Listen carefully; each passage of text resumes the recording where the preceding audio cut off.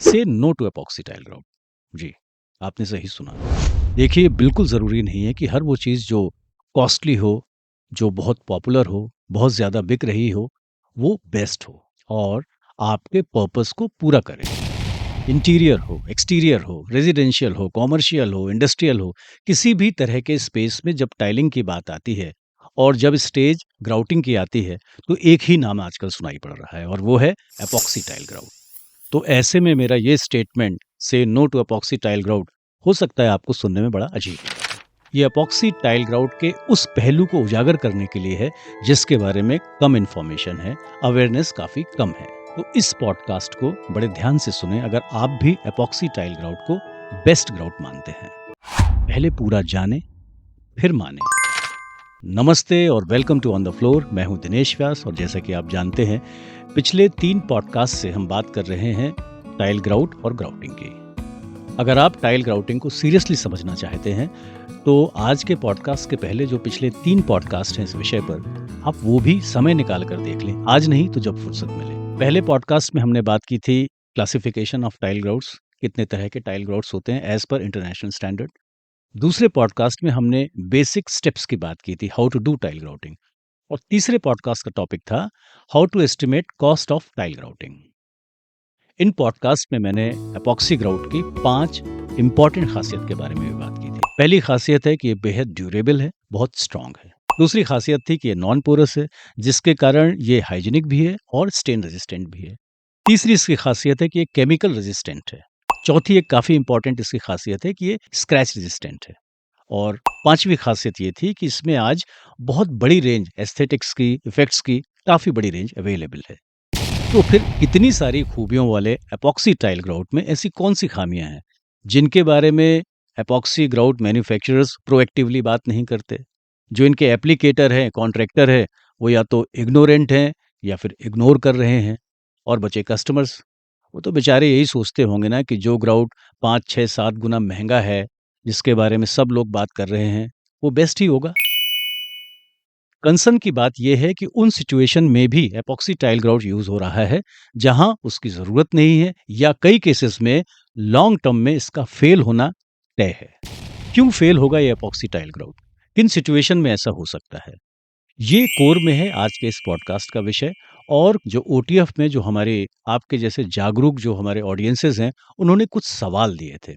उन सवालों को एक बार आप देखिए और आपको ये रियलाइज़ होगा कि वाक़ई में अवेयरनेस की कमी है और ट्रेन्ड मैन पावर की भी।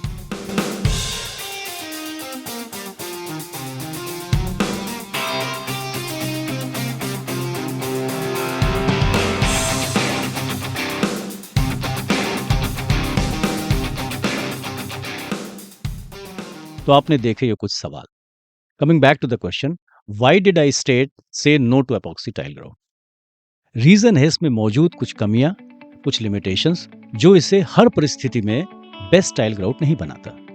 क्या है वो लिमिटेशंस? क्या है वो कमियाँ? क्या है वो खामियाँ? रेगुलर एपॉक्सी टाइल ग्राउट में एक जो सबसे बड़ा लिमिटेशंस है या कमी है, वो ये है कि बहुत रिजिड है ये। इसमें फ्लेक्सिबिलिटी और डिफॉर्मेबिलिटी नहीं है। अब आप कहेंगे तो इससे क्या फ़र्क पड़ता है? चलिए इसको समझते हैं। टाइल ग्राउट का यूज़ कहाँ होता है? ज़ाहिर-सी बात है, जब हम टाइलिंग करते हैं तो 2 टाइल के बीच में जो स्पेस छोड़ते हैं, उसको भरने के लिए। हम स्पेस क्यों छोड़ते हैं?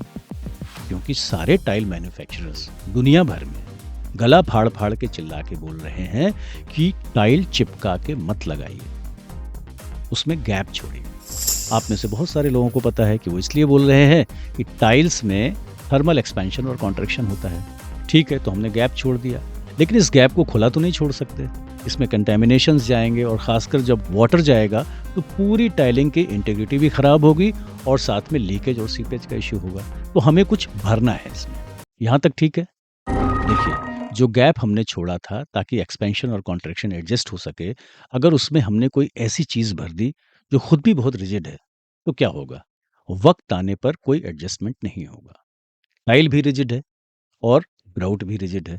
भाई अगर टाइल रिजिड है, टाइल अगर अक्खड़ है, तो ग्राउट को फ्लेक्सिबल होना, डिफ़ॉर्म होना या विनम्र होना ज़रूरी है ना? जनरली हम टाइल्स लगाते हैं कंक्रीट की स्लैब के ऊपर।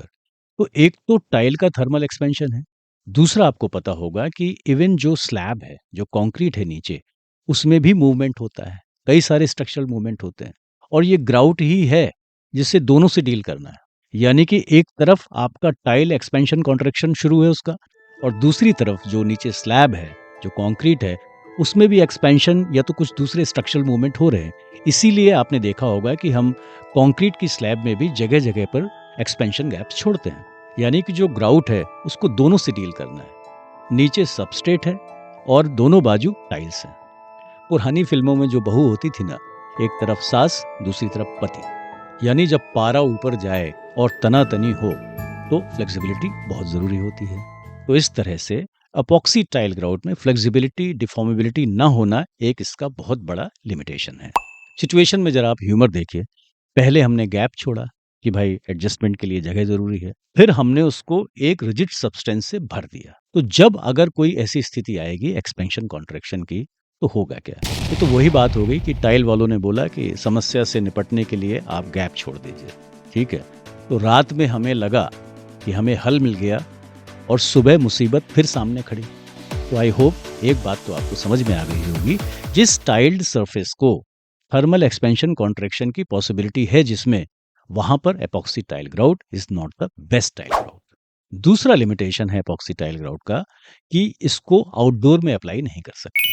देखिए टाइल ग्राउट के पहले हमने एक सीरीज़ की थी एपॉक्सी फ्लोरिंग की। वो पॉडकास्ट अगर आपने सुने हो तो एपॉक्सी यूवी रेजिस्टेंट नहीं है, ये आउटडोर में सक्सेसफुल नहीं है, ये डिटीरिएट हो जाता है बहुत जल्दी। और तीसरा बड़ा और क्रिटिकल एक लिमिटेशन है इसमें कि खुदा ना खास्ता कभी आपको अगर ये ग्राउटिंग चेंज करना पड़ी, इसको निकालना पड़ा, तो बड़ी इससे निकालना, रीग्राउटिंग करना बेहद बेहद डिफिकल्ट जॉब है। तो आज के बाद जब भी कोई आपको कहे कि epoxy tile grout is the best tile grout, तो आप उन्हें ये एनालिसिस ज़रूर बताएं। मतलब यही है कि हर सिचुएशन में कई सिचुएशन ऐसी होंगी जहाँ पे थर्मल एक्सपेंशन को आप नहीं रोक सकते, वहाँ के लिए epoxy tile grout is not the best one. And even residential के इंटीरियर्स में ज़्यादातर केसेस में epoxy tile grout over specified है, 6, 7, 8 गुना कॉस्टली ग्राउट है, उसके सामने आपको अगर वैल्यू नहीं मिल रही तो फिर आपको रिकंसिडर करना चाहिए। मैं ये नहीं कह रहा कि उसकी जगह आप व्हाइट सीमेंट लगा लीजिए या आप गैप ही मत छोड़िए। अगर आपको ये पॉडकास्ट मीनिंगफुल लग रहे हैं, इससे हेल्प हो सकती है, आपको लगता है, तो प्लीज़ मुझे बताएं अपने लाइक्स और कमेंट से। जो भी सवाल हो आप मुझसे शेयर करें कमेंट में और आने वाले पॉडकास्ट में हम आपके सवालों को शामिल करेंगे। एक और बात, देखिए चैनल नया है, इसे ग्रो होना है और ये आपके सपोर्ट के बिना तो हो नहीं सकता। तो अभी तक अगर आपने सब्सक्राइब नहीं किया है तो प्लीज़ करें और इस पॉडकास्ट को अन्य लोगों से भी शेयर करें। Thank you very much. मिलते हैं अगले पॉडकास्ट।